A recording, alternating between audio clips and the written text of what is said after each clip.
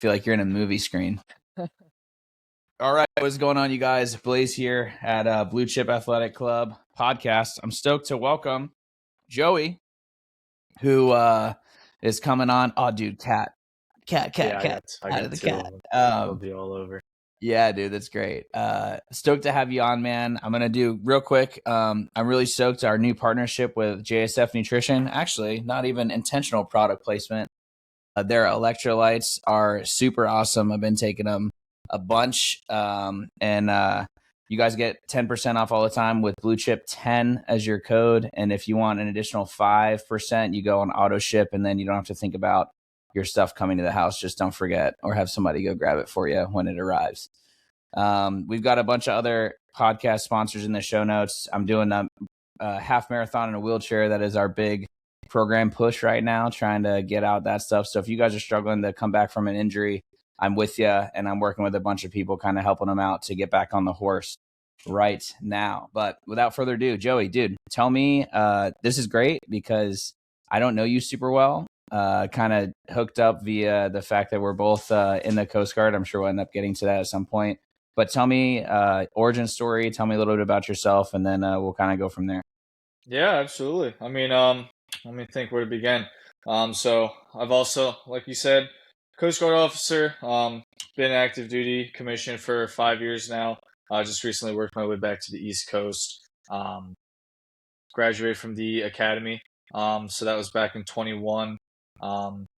Originally from Maryland, born and raised. Family did a little stint me too, dude. Where are you in Maryland? Actually, Columbia. Yeah. I was up in Hartford County, so like Okay, Bel Air, Aberdeen area. Yeah. Okay. Oh wow, that's a small world. That huh? Small world, dude, for sure. Yeah, no, that's funny. But yeah, Maryland, born and raised. Family did a small, very short stint out in California, also for a few years, kind of down near the LA area. And then other than that, it's just me, my parents, my one younger sister. They also kind of live a little spread out from the Maryland area since we're all grown up, but still all relatively close. So nice for me to be able to be back kind of in the vicinity as well.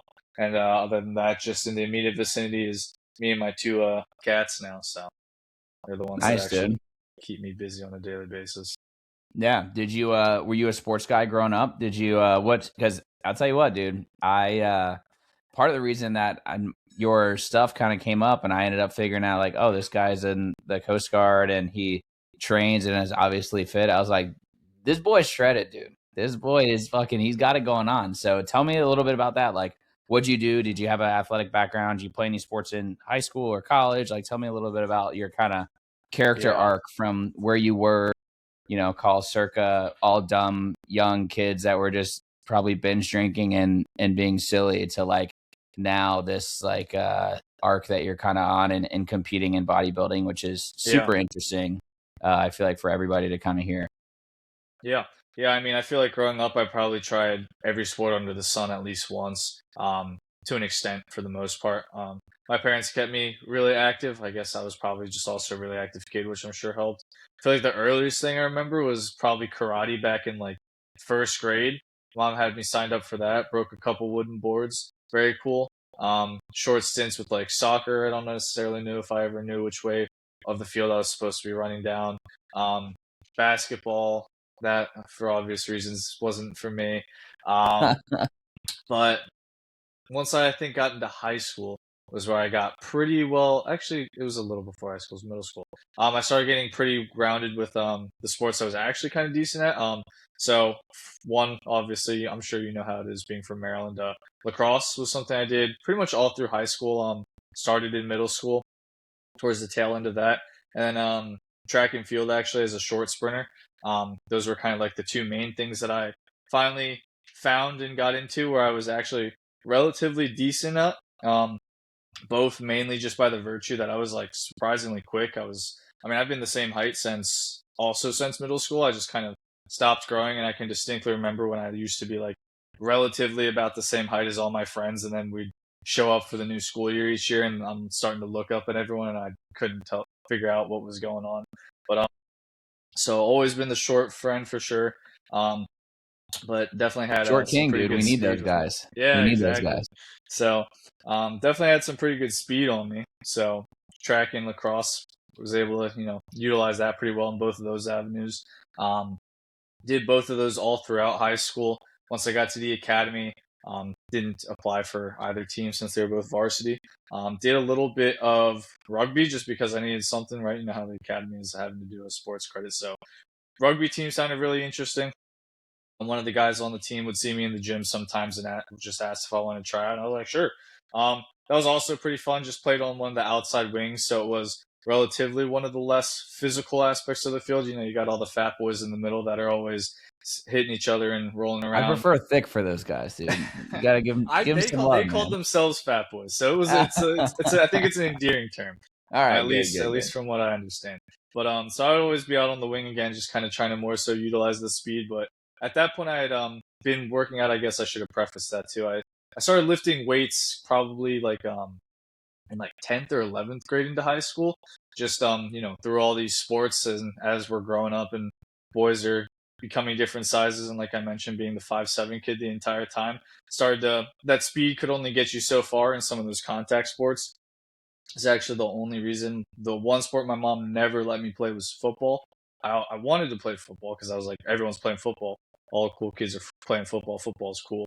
And she was just terrified that I would just get manhandled and mangled by everyone else. And she never let me play contact football. So that's always going to be the what if, maybe I could have been a little halfback up and down the field. But she just wanted to preserve the CTE, man. That's why. It's fair. So yeah.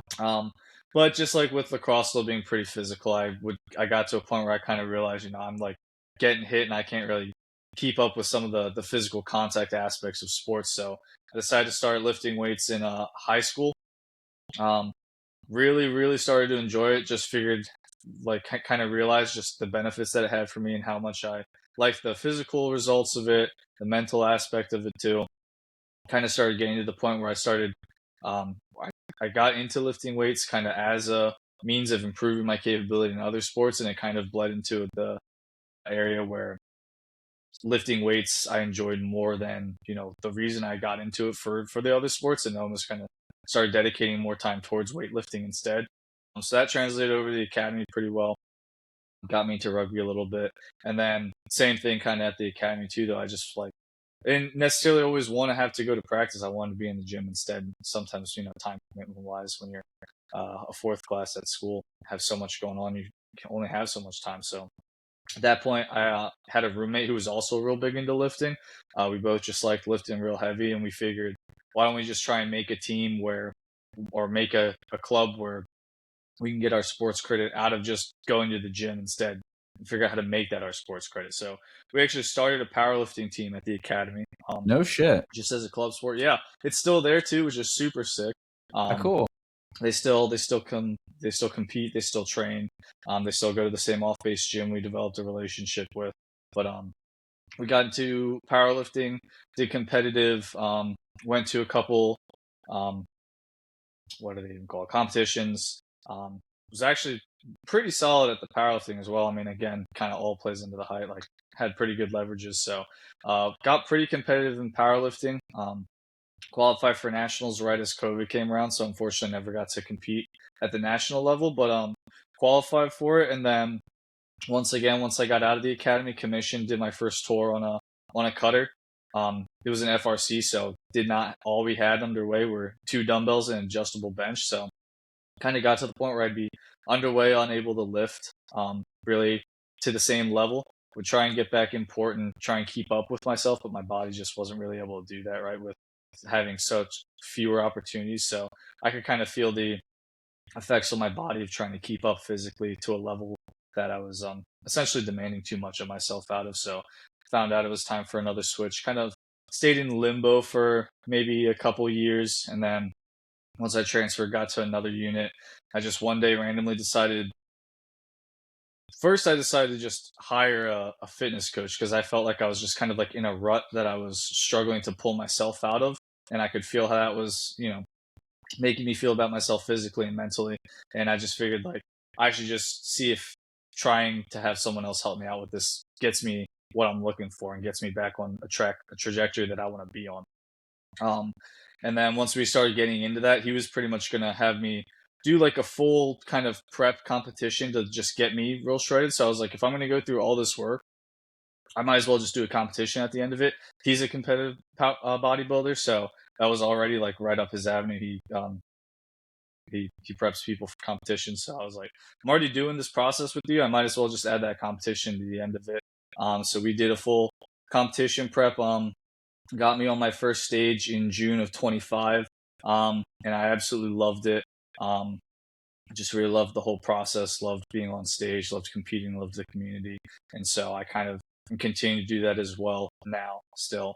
So hoping to get on the stage again, probably spring or summer of 27, just depending on, how things go with balancing it with work. But that's pretty much everything, I think, in terms of Damn, kind of dude. where I had I've been sitting there. I was like, oh man, I'm hearing all these things and parallels and different parts of my life as well. And I was just like wanting to chime in, but I was like, oh, I gotta continue to hear them. So I got them written down over here. Thankfully, I don't know if you know, I played lacrosse actually at the academy, Okay. or not. And I guess I kind of want to rewind. There's a lot of people that wonder, and people that listen to this aren't just a Coast Guard Academy graduate. So break down, like, if you were to explain, and you were there more recently than me, dude, it's making me feel kind of old. The kids that are seniors now are my 10-year like link in the chain class. So Oh because I wow. graduated in 17, so it makes me feel like uber old. The fact that they're about to graduate. But tell like a random listener and be like, hey, like this is what it's like, a day in the life maybe of a freshman, or fourth class as it's deemed, at the Coast Guard Academy, or like what that experience kind of is like. And then I want to get back to some of the parallels that I feel like we kind of have, in regards to health journeys. Yeah, yeah. I mean, freshman for when we were there, at least, I think it's changed a lot since. Even so, I'm sure it was probably different from when you were there too. But at least when I was there, it was still reveille was 6 a.m. every morning. Freshmen still did. We called it clocks, so we'd have to wake up. I think a little bit earlier to make sure that we were ready to stand out in front of a clock in the hallways. And um, before formation, there was certain indoc that we would have to yell at the clock on certain intervals to be able to let everyone else know like what breakfast was going to be, where formation was going to be, what the uniform of the day was going to be. So you wake up a little bit before 6, go stand out in front of a clock, scream at it for a few minutes. We were still doing all of the classic eyes in the boat. You're always squaring all your corners. You're doing all that fancy stuff in the hallways. And then Well, you usually went to after, our version of boot camp first, though, too, yeah. yeah, So oh what is yeah, it? yeah. Yeah, yeah. Is it still 7 weeks? Is that how long yours was? I want to say Ish. so. Yeah, I think we got Yeah. there. Yeah, pretty much. I mean, when I graduated high school, I had probably a couple of weeks before going up to the academy in Connecticut and doing that. So I want to say it was, yeah, I think 7 weeks. One of those weeks was on Eagle, and then you go straight into pretty much the academic year from there. Yeah. So you wake up 6 o'clock. They play the reveille tune, which for everybody who's listening is like exactly Very what loud, it is, very right? loud. It's super loud. When you're a freshman, you've got to help wake everybody else up and announce where things are happening, and spout off information that you're supposed to be memorizing. And then what happens after you're standing out there yelling like an idiot at an inanimate object? Yeah, everyone forms up. Either foul weather was inside in your barracks wing, or uh, outside was different, was it a quad, different quads that you form up in. Um, People make a couple announcements, make sure everyone's there, everything like that. Breakfast was at I think like 6:30, um, and then 7 to 8 Monday through Saturday was military academic period. So if there was like trainings or anything really pertaining to like the military side of function, that would start at 7 in the morning. And then at least for us, for freshmen, still when you're in all your gen classes, it was typically 20 credits per semester for the 2 years. So and that's including like the mandatory swim classes, other like random kind of military classes on top of your gen ed classes. So pretty much straight from like 8 to 16, you'd be in class Monday through Friday. And then 16 to 17 was your sports period. So whatever athletic venture you're participating in, you're doing your hour of practice, training, whatever, depending on what you're doing during that time frame. And then after that, it's usually just kind of studying. I feel like most people, I still tried to make an effort to be in bed at a relatively decent time, but most people would sometimes be up studying until like midnight, 1 in the morning, and then you're rinsing and repeating next day too. And then you still have reveille going off on Saturdays too. So Saturdays weren't necessarily a day off. I mean, I think you would get libo granted around like noon. Freshman, I think you had to be back by 10 p.m. every weekend, unless it was like a long weekend that they would give a extended routine for.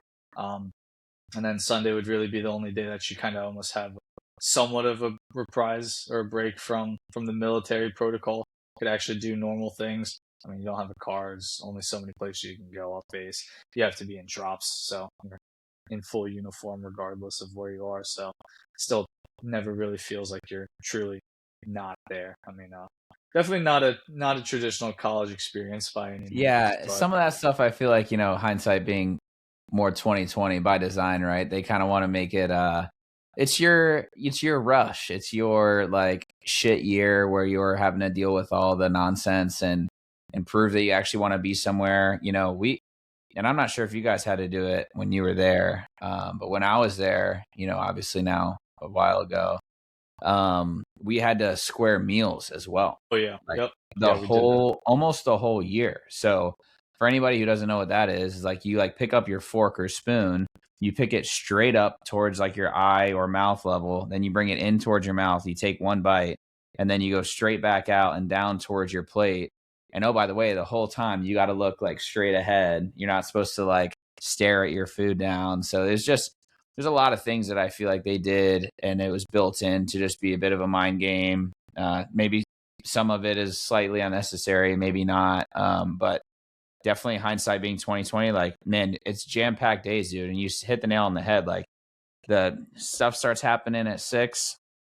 And I don't know what major were you? I did a OR. So Yeah, I think it was Orca. I think they changed the name since, but so yeah, so operations research. So similar to like a mathematics and applied math, right? Kind of. Yeah. So doing a major like that, I was a mechanical engineer back at school, and it's like, dude, and no matter what, like you're up, and unless you're super efficient, you're probably up, at least like 9-10 o'clock most days trying to get it done, and then wash, rinse, repeat, and then we had 2 hours of sports for every time that we were doing it too. It just became a lot. But yeah, I feel like there's a lot of people that are like, oh yeah, what is a day in the life? And it's like, yeah, you work those 4 years, and then, oh, by the way, Friday night you're stuck there and you're not able to leave as a freshman. And obviously as you like age up, you get more and more responsibility. But I think now, like, I look at it even too, and I'm like, dude, when I was there as they call it a swab, a new recruit, essentially. There's dudes that are like 2 years older than me that also don't know their ass from their elbow, that are like yelling at me, trying to like get in my head and do the thing. And I like look back and I'm like, damn, these guys were like just as afraid as I was. And oh, by the way, they were like 20 years old or 19 years old that were yelling at you, trying to, rattle you and do the stuff. And you are at that point, I would say, like a bit of an expert at that machine that school is by the time you're kind of going into your junior year, but by no means an expert on this service. And I think another key point that maybe this is true across all service academies, maybe just ours, but the service academy is definitely not indicative of how the service is as a whole. It's definitely like a micro community. It's definitely like a one-off. At least I find it that way, being in Coast Guard aviation, and maybe you feel differently based on your experience. But yeah, no, I mean, definitely. I mean, the way they would always, I remember it always being said was the academy is a great place to be from and not a great place to be at. 100% would agree with that sentiment, having been on both sides for almost the same amount of time at this point. Yeah, for sure. And I think too, the interesting part about it is like, you can look back and we have a unique position where everybody you graduated with, plus 3 years, minus 3 years or so from your grade, like you have some sort of link with, like it's a very interesting relationship when I can send you a message on Instagram to like reach out and say like, hey man, it's super cool that I see another Coast Guard person like having a presence in health and wellness. And then we hop on a show like this together, and then lo and behold, I'm stationed with one of your classmates, and he was just telling me that he's like, oh yeah, like Joey, tell him I said hello. Like very interesting how the whole like thing works, is you're graduating with 200 people or so that you actually know. And it's not just their face, you see them around, you're at least ancillarily aware of the sport that they played or major that they were in or something like that. It's kind of a interesting difference between us being a smaller service academy than the other ones, for sure. Yeah, definitely like a very tight-knit community. I mean, you pretty much know, at least on a surface level, every person in your class that you graduated with, and probably to an extent you at least know names or faces of people a year or two above and below. And just the way that translates into the service can be really cool too, when you kind of run into a familiar face and you guys are in such different jobs or filling different operations, but can always be cool when you almost have like a resource or an avenue to be able to try and track something down as it pertains to your professional career now from someone you just went to school with, Yeah, and basically.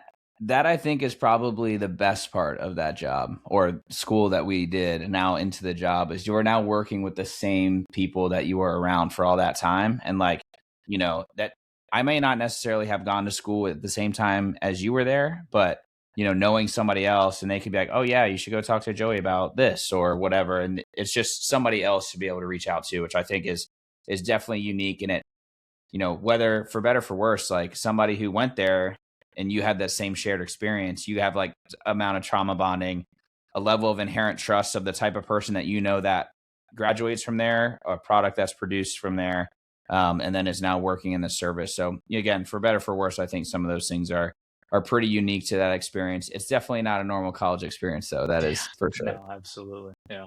Yeah, 100%. Dude, so it's funny that you talked about as well, back to some parallels, that you got into powerlifting when you were at school. So interestingly enough, when I finished my lacrosse career, I was like, oh, dude, I need to like compete and find a way to like continue doing stuff. So I started powerlifting at my first ship, and I was on a Wimsel, so large Coast Guard cutter when I left the academy in Charleston. And when I was there, I was like, I just want to pick up the heaviest thing I possibly can and just continue to just get enormous, right?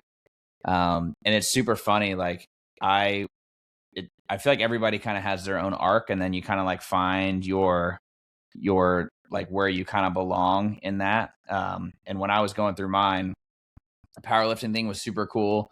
I thought like, oh, heavier weights, oh, like keep doing this thing. And I don't think for my size, I was ever like pound for pound strong, as when like I could go to a meet and win. But I was like, I knew that I was strong, like as just a normal Joe Schmo, like, oh, I finally hit 315 on a bench press, and that was like a big moment for me. And then, oh, I finally pulled over 500 pounds in a deadlift, and I finally squatted over 400 pounds. And interestingly enough, I like get to this point where I'm at flight training, I'm still like lifting pretty heavy. And then I'm like, dude, what am I doing this for? And I like had this realization that I was like going upstairs at one point in flight school, and I was like getting tired going upstairs. And I played college lacrosse, bro. Like I played attack and midfield, running up the field like crazy. Like I've always loved being able to be like apex predator of sport, to where like I can be plugged into almost anything and keep playing. And I got to this point where I was like, dude, I don't feel like I can do that anymore. Like I don't feel like that is me at this point. Like I'm 230 pounds. And oh, by the way, when I went to flight training, the doctor's like, hey, bro, you're 230. The ejection seat is rated for 231, i.e., if you gain a single pound, you're too heavy to fly this plane, and you no longer can be in flight training because you would have to lose weight to continue in your professional career. So like those two things kind of meeting at the same time were like, maybe the powerlifting, maybe you're not going to be the power lifter like long term. Maybe we need to be more in this like functional lane of like how can we become like this well-rounded athlete that's still strong. Don't get me wrong. Like being strong is always going to be cool. It's never going to suck to be able to like be strong, right? That's always going to be a thing. But I just found myself in this kind of like little niche and window. And I'm interested to hear about for you, like, do you feel like bodybuilding is that for you? Do you feel like you've like went through that arc of like powerlifting and you're like, oh yeah, this is super cool, but like this is where I like feel like I belong? I would say definitely to an extent, and kind of like you mentioned too, it's always interesting, especially just in our line of work. Sometimes you just have to be mindful of kind of how whatever you're pursuing on the outside will reflect, of course, to your professional and your needs. I mean, obviously, we work in a service where physicality is a requirement, and it's kind of like you said, now that I'm on a different job and I'm going to be doing kind of more of like law enforcement side of things again, there are certain requirements where it's like I'm definitely still on the front end of it, so I'm hoping to figure it out, hoping to be able to just kind of put in the extra elbow grease to make everything work to get it to where I want to be. But like I'm just thinking off the top of my head, remembering when I'm in my first prep and I am all the way down to 5% body fat, 145 Peeled, pounds, bro. You're soaking peeled, wet. Yeah, dog.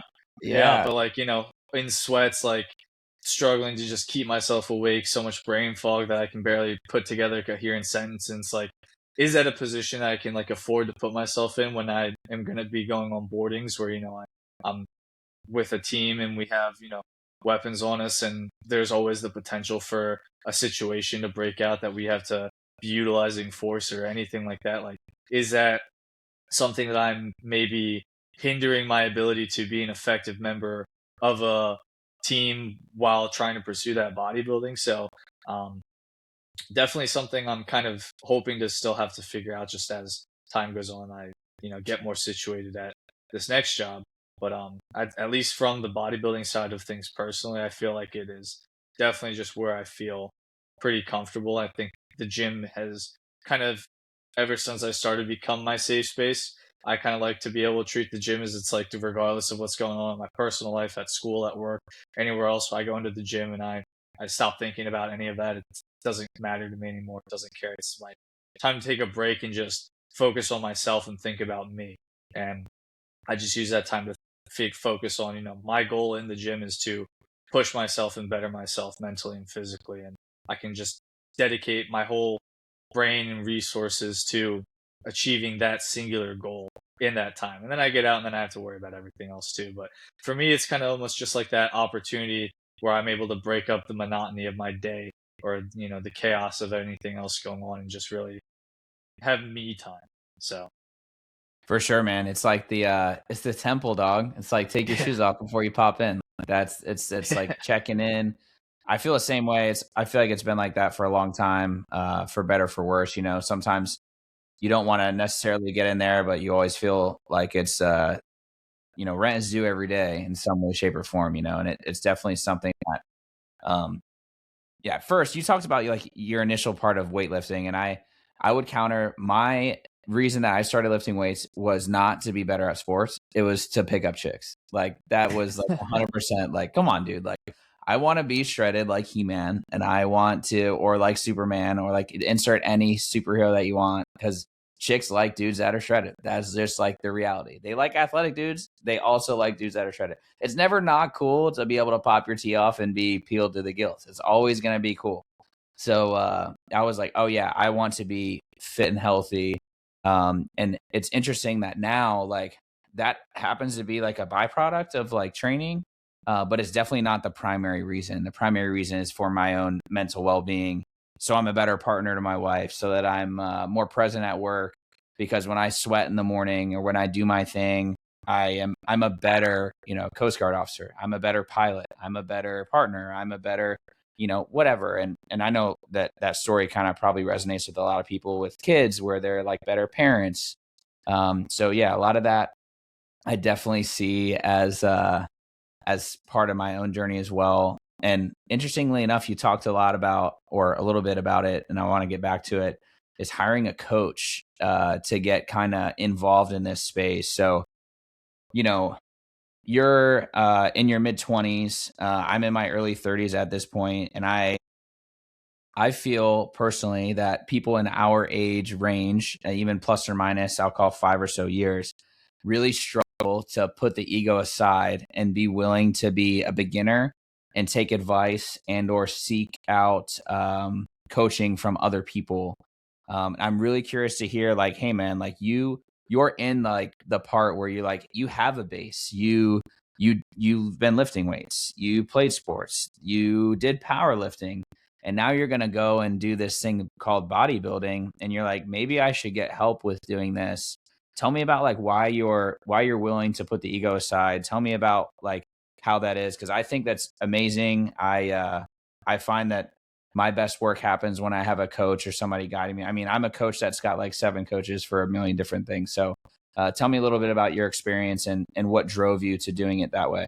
Yeah, absolutely. I mean, my outlook is always that, and I think it kind of, again, always will somewhat reflect on the things that I learn as an officer and as I continue to try and better myself on that front too. But I feel like generally in life, I'm a firm believer in the fact that every good leader is also a good follower, and those go very hand in hand. So you need to be willing to always know and understand that there's going to be someone out there who knows more about something than you do, regardless of who they are, what position they are, what relation they have to you. They probably know something that you don't that they can help better yourself with. I mean, that 100% applies to being an officer for a variety of different reasons. But even on the outside, I think coaching is where that kind of really reflected to me in that aspect. And just understanding that regardless of my experience level or my position, there are things that I can learn more about certain topics, about myself, about all these different things. I mean, I contemplated about getting a coach for probably a couple of months before I finally decided to pull the trigger. Um, and what really drove me was, I mean, or I guess what really kind of had me on the fence for a little bit is I was like, I've been working out in the gym for, at that point, probably 7 some years, give or take. So I feel like a part of my head is just saying, like, how is there anybody who's going to like teach me more about something that I've been doing for this long that I feel like I take very seriously and I'm pretty dedicated towards, like, where is there going to be benefit in that for me? Um, but ultimately, I knew that just where I was specifically in that point in time, I knew I wasn't where I wanted to be. I knew I was trying to get there, but for one reason or another, was just struggling to do so. And I knew that that was kind of making me suffer in a couple different aspects, and I just overall wasn't happy. And I was, at the end of the day, I was like, worst thing that could happen is I just don't get much out of it. And now I learned that at the very least that it wasn't useful for me. Or best case scenario is that it works exactly as intended and I get these results quantifiably, physically, mentally, etc. So that's ultimately what made me decide to just reach out to a coach that I had been seeing come up through my social media a few times, engaged with him, decided to work with him, went through that whole process going through the bodybuilding, and then also what kind of changed my trajectory, which I'm sure we'll touch base on, into also wanting to getting into coaching and going through all those avenues as well. So 100% probably one of the best decisions I've made as someone being in my mid 20s, and just the amount of short-term benefits that it got me for that specific goal that I had in that time, and the way it kind of uh, altered and shaped my ability to start finding new goals that I could also pursue, and you know find all these just other ways that could benefit me and things I wouldn't have even thought of at that point in time. Dude, who's your coach, man? Give that guy a shout out, dude. Yeah, I'm it's hurting to Brandon. listen. It was Brandon Clark. He's big on social media. Um, Great guy. I mean, super good coach. He was incredible through the whole process. And definitely have a lot of respect for him and all the stuff that he does. So yeah, no, he was awesome. Yeah, it's great, man. So now tell me, like, and I don't know this about you either, so that's why I got curious. It's like, hey, so you did this thing, you went through your own kind of journey in bodybuilding and training, and now you said you're kind of getting into coaching yourself. Is that right? Yeah, so I did about a year and a half stint of doing personal training just at the commercial gym I went to when I lived out in California. So I did that for a while, of course, then moved away. But even while I was going through that process, I started doing online training and coaching as well, which I continue to do. Um, and a lot of that really just stemmed from working with the coach and realizing, that I can more or less do something pretty similar and be able to also help people in those aspects and stuff too. So definitely really great, and it's kind of a domino effect, right, of how one thing led to another, and just one decision that I'm making about one reason or aspect can then segue into being able to go so on and so forth until where I'm at currently. Yeah, dude. So tell me, what are some of the things? And I'm curious because I obviously coach people as well. Tell me a little bit about like what it's like to work with you. Are you taking people that are, I don't know, maybe this is just me in my coaching journey. I feel like I end up taking somebody along the way, or something I say is resonated with somebody who is like along my character arc of like life. Hmm. So I'll call it like, hey, maybe it's a youth athlete that wants to get better at lacrosse or get better at their sport. Like that was me at one point. And then it's like, oh, maybe it's a college athlete who wants to get better at their sport or train or figure this thing out. Or they've got knee problems and they're trying to figure out like, hey, this is mobility issues, or hey, we have these other things that are kind of going on. Or it becomes like the power lifter who's like, hey, I want to get really good at that. Or maybe it's the power lifter who is like, maybe that's not really for me, and I'm missing out on this part of my life. And now I feel like it's almost like, hey, we're working with like pilots and military members and former athletes kind of all wrapped into one, but it's somebody who kind of lives along the arc. And I'm curious for you if you're like, oh yeah, like I did this bodybuilding show. This is how I train now. This is how I live now. These are the guys that I would kind of want to be around, surrounded by, working with, working around. Like, tell me a little bit about your, what I'll call like ideal client. And then like Yeah. what you kind of do with them. Yeah, I mean, most of the people that I'm working with are generally guys of a similar age, so usually college or in somewhere in their mid to late 20s. Not always, but that's the typical person I work with, who are, like you said, kind of on a similar trajectory, maybe just at a different point in their journey than I am currently. A lot of them are guys that are either looking to lose fat, gain muscle. A bunch of them that I'm working with to also get them on stage to do bodybuilding competitions. And like you said, a lot of them, I run most of my, like, I guess, advertising, if you will, through social media. I just post a lot to share my journey, my experiences, my mindset, and thoughts about how fitness has kind of shaped and cultivated my life personally. And people will see that. And I always like to ask when I hop on a call with someone for the first time, what made you want to sit down and talk with me today? And that's usually the answer is they'll say they saw one of my posts on social media about getting to compete or stepping on a stage for the first time, or the process that took me to cut down over the last few years, because I got to a point where I was up to like 200 pounds and like borderline medically definition obese, down to where I was, stage ready. So people will tell me that they see those parts of my journey, um, and that's what they found really inspiring and what they wanted to be able to strive towards as well, and kind of work to those similar effects. Nice, man. Yeah, super cool. So what do you do with them? Do you take them through like a full like prep protocol, your nutrition coaching, your programming? Like what does it look like for somebody week to week? And then I'll ask you a little bit about like some advice you give to people that are looking to do it too, because I feel like those things kind of go hand in hand. Yeah, I mean, everyone always has different goals, right? So depending on what their goals, will tailor. I do the full customized programming and training for them based off, what they're looking to get, what their experience levels are, what kind of time accessibility they have, what their gym situation looks like. We'll get a full program set up on a weekly basis for them there. Nutrition too. So again, based off what their goals are, we'll figure out calories and macros that they need to be hitting to try and attain those goals. Get them set up with that meal plans, get them set up with those. And then once we get them all on the right track, it's pretty much just week by week. Just I message all of my clients every single day.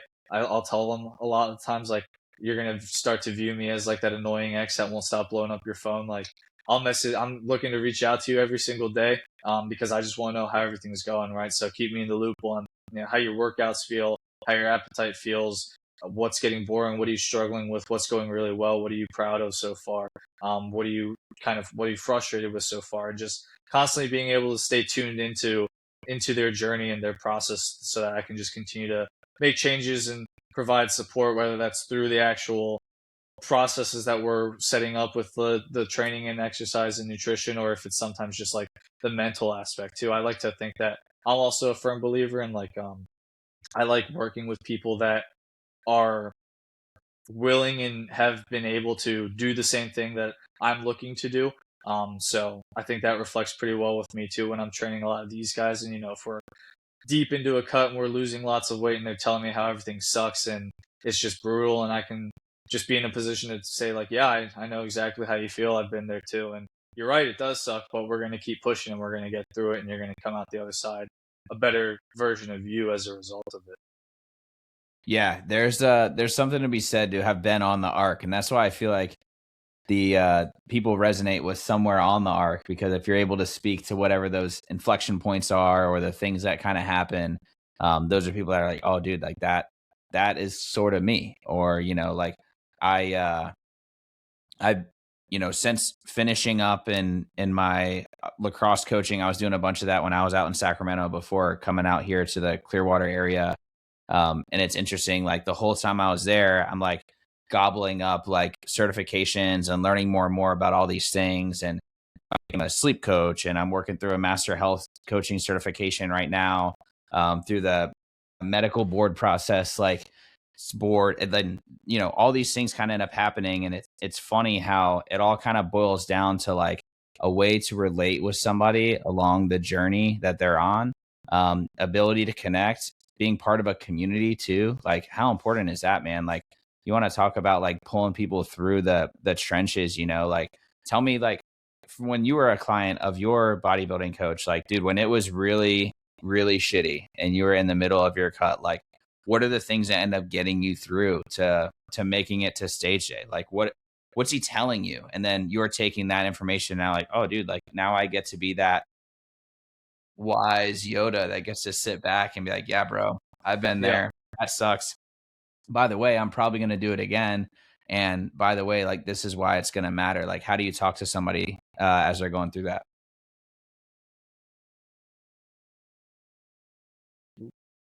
One of us froze. No, you're good. You're back on. Okay, cool.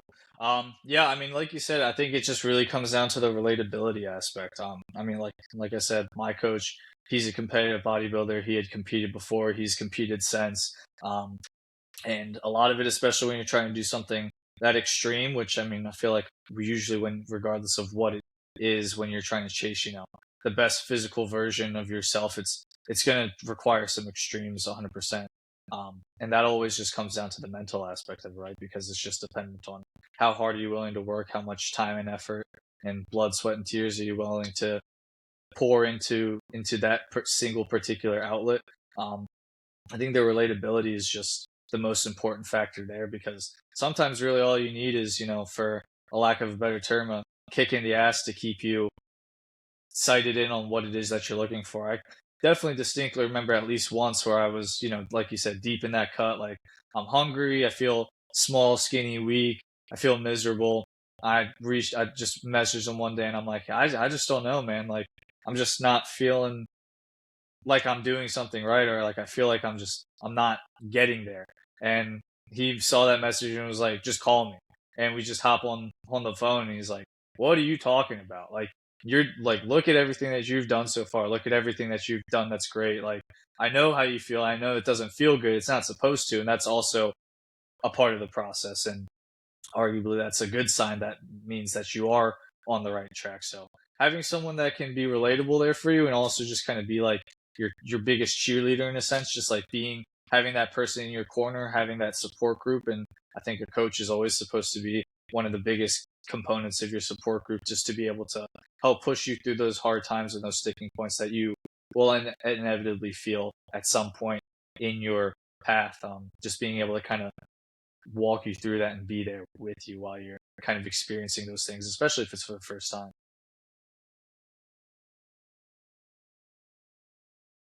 Yeah, dude. It's I definitely can resonate with that too, for sure. Tell me, like, you have like one piece of advice for somebody who's getting into the bodybuilding like world, right? They're like, hey, I'm stepping into this. You call it, whatever, 3 years ago when you kind of started, 2-3 years ago, and you're like, oh yeah, like I want to do this thing. I'm listening to Joey talk about it, and like I love doing hard shit. I want to make this thing happen. Like, what do you tell them? And what's something that you wish you kind of knew when you were getting started yourself? Yeah, I would just say, especially as it pertains to bodybuilding, it needs to be all or nothing, right? There's really no in between in terms of how much effort towards the process and the end result that you're willing to put in. Um, so you really need to be ready to almost treat it as like a part-time job, because it at certain points definitely feels like that. So um, definitely just be willing to give it your best effort. I mean, the way I always viewed it and still continue to view it is it's you versus you.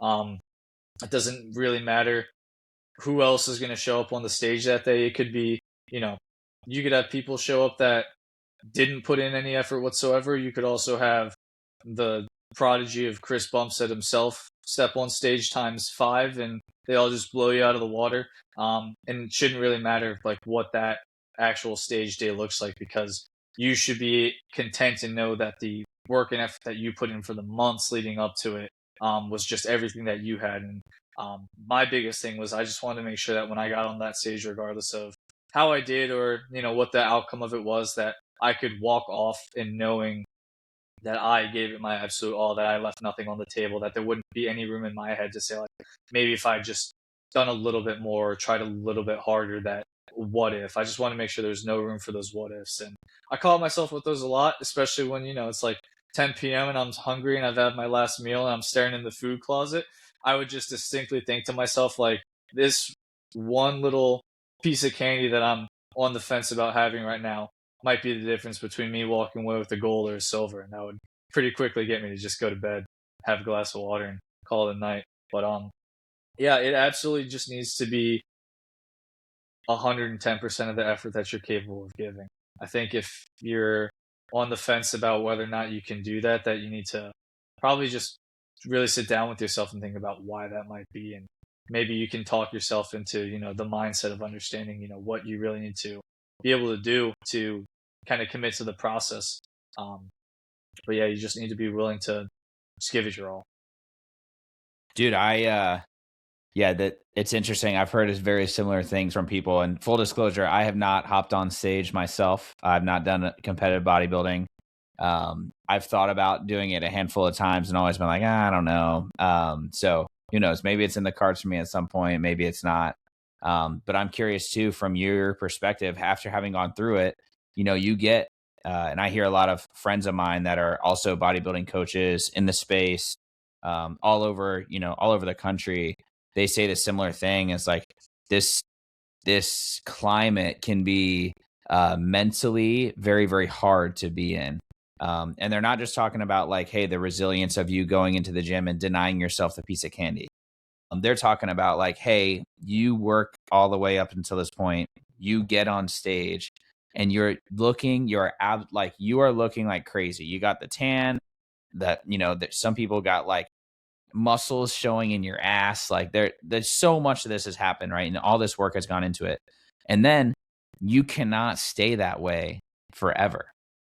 Like physically, there's like a thing that you have to be ready to accept. That's like, this is like the event. And then after that event, like it is like unhealthy to your body, to your hormones, to other things that occur naturally for you to be that lean, that shredded, and all those things, and leads to a lot of that like body dysmorphia or things of that nature for people that are incredibly healthy or in the top 10% of the people in the world or whatever. Can you tell me a little bit about that? Is that something that you've experienced, whether that was yourself, maybe information from your coach or people that you've worked with that you're like, oh yeah, like this is how I kind of get myself away from that? Yeah, no, 100%. I mean, exactly how you said it, especially when you're looking at that peak physique that you bring to a bodybuilding stage. It is by no means, especially if you're a natural competitor, a healthy, sustainable, long-term physique. You're going to be far too low body fat for your body to really, run properly as it should. So at that point, you're in a necessity of needing to gain fat back, which can be super super uncomfortable just from the mental and physical aspect of it, right? Because basically you are going to get fatter. because you're at under a less than healthy fat level once you get on that stage and get out of it. And that can be super weird because I mean, regardless of, at least for me, being in that state, it felt miserable just because of how much work and effort and how little you're eating to get down to that point is. But you still look at it and you're like, this looks like, I love the way it looks, right? Like, I mean, if Of course, dude. everyone, if you could choose, like, if you could be 100% healthy at that stage and look that way, I'm sure most people would.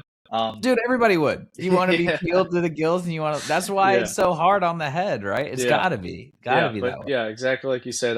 It's just not sustainable. It's not healthy.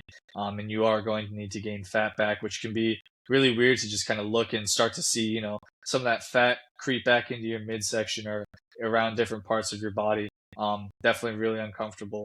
Biggest thing that helped me in getting out of that phase, and kind of being able to accept it is, one, just going into it with those clear expectations. So I knew, just like from looking through everything in myself, I understood that that was the position I was going to be in, that I was going to need to gain fat back, and I had to understand what that meant, from how I would look, from how the weight on the scale would suddenly be moving differently, everything along those lines. My coach, again, was great and knowledgeable, and he kind of was, preparing me for that the whole time too, and letting me know like that these were the expectations. So having those very clearly laid out ahead of time, so that you're not just suddenly going through that and maybe not being able to understand why those things are now happening, is really important.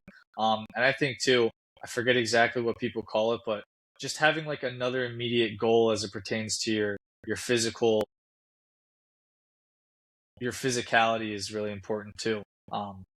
Because otherwise, when you get off that stage and you just had this like hard set goal of knowing exactly what you were working for as long as you were prepping for it, right? I mean, the exact day of your show months in advance, of course. So going from having that hard set goal that you're working towards every single day to being over with it, and now it almost just feels like you're kind of in limbo and like lost and lack direction. That can be another really big area that just causes people to, slip up or go deep into like negative rabbit holes with their health and things like that. So just having another goal, that you can immediately kind of start working yourself towards. For me, it was just, I knew at that point, again, like I've weighed the lightest I've ever been since like high school. I could feel, it got to the point where going to the gym, which is of course something I love doing, was almost becoming like a necessity and something I wasn't looking forward to every day, just because physically, right, you're not in a position to be able to pushing yourself at an intense level, and it doesn't feel great, for a lack of better words. So I kind of just immediately shifted my goal to looking forward to being able to build that strength back, getting like comfortable in the gym again, being able to enjoy my workouts again, and just kind of being able to focus my priorities towards that. I think really helped me just not feel like I had a lack of direction or like no sense of what to do next. I immediately could kind of focus my mind on the next thing, even if it's just for the short term, so that I'm feeling like I'm still working towards something. Yeah, dude. We'll see on the Ironman circuit, right? Yeah. I don't know about that, but I mean, Yeah, I've dude. kind of thought about like high rocks before. Those seem pretty fun, but Yeah, so it's funny. I've done two, and it's funny that you bring those up. So I did one. I did a solo one, and then I did a partner one. And they were probably, I don't know, 8-ish months apart, maybe a year apart. I would definitely recommend, if you're interested in doing it with a partner. And the reason being, it's just so much more fun when you're out there and you're like with somebody and you're like pushing each other through the race. no, definitely can see that. The one thing that I'll say, the one thing that's I think a negative about High Rocks, and anybody who's listening, like, I had a lot of fun at the race. Like, don't take this like the wrong way, but it's become so popular that you have to like be in a waiting room. And if you're not like in the waiting room when the tickets go on sale, like, you're going to miss out, or you're going to like not be able to register for the race. And then, so it's like, it's almost becoming like a Taylor Swift concert, to where it's like, oh, it's like very, very hard to get into, which obviously makes people want to do it more. It's this weird thing. You could put on a High Rocks race at most functional gyms. I mean, you could find a way to like do it and test yourself. And I actually did that when I was out in California. I did similar things. I worked at a gym as a trainer mostly group fitness I did, and then I did some one-on-one type of stuff and small group trainings as well. But I threw a group fitness like high rocks adjacent event where we just took the equipment there, started people in stages, and basically did the same style of race format. And it, there's still ways that you can test yourself and do that, but their stage is great, man. They do a good job of the traveling circuit, setting it up. It's fun. The environment is great. And I really enjoyed when I did it with somebody else. And it was ironic because I was coaching that guy too, he lived in Chicago. I lived in California, and we met at the race down in Miami. So it was an interesting time to go through the full training, bring him along the way, and then be able to watch us kind of both cross the finish line was super cool. We'll do it, dude. If you're interested in doing it, go let it rip. I suggest doing it with a partner. Like I said, it was cool to train with somebody else for it. Do mini events, make it happen. But getting tickets, seeing it exclusive is kind of a bummer. So Yeah. yeah. No, but yeah, no, that does sound fun. Then maybe I'll have to see where I can fit that in somewhere. Yeah, give it a shot. Well, cool, man. Tell me, wrap this thing up with you here. I really appreciate you coming on. Tell everybody here, like, hey, how can they find you if they're looking for a bodybuilding coach, or they're looking for somebody for health advice, or even just another Coast Guard person in the health space, which, glad that we got to meet connected. Tell them where to find you, whether that's website, social media stuff, whatever you kind of want. We'll put all of it in the show notes for the episode too. Yeah, I pretty much do everything now off just Instagram. So handle for that is swole_seph, FSEPH. I've got a website in there that kind of links to everything coaching wise, and that type of stuff. But that's really where I just post all of my my daily stuff. Usually just bodybuilding content. Starting to post a little bit more about the car I just decided to buy, so kind of lifestyle stuff in there too. But pretty much just the Instagram. Good deal, man. Well, I'll put that in the show notes. Again, I really appreciate you popping on. And then for anybody who wants to find Joey, just check him out. Don't be a weirdo, and then start getting in the gym. Rent is due, baby, every day. Absolutely. All right, man. Thanks again. And remember, you guys, you don't stop playing because you get old. You get old because you stop playing. We'll see you next time. Peace.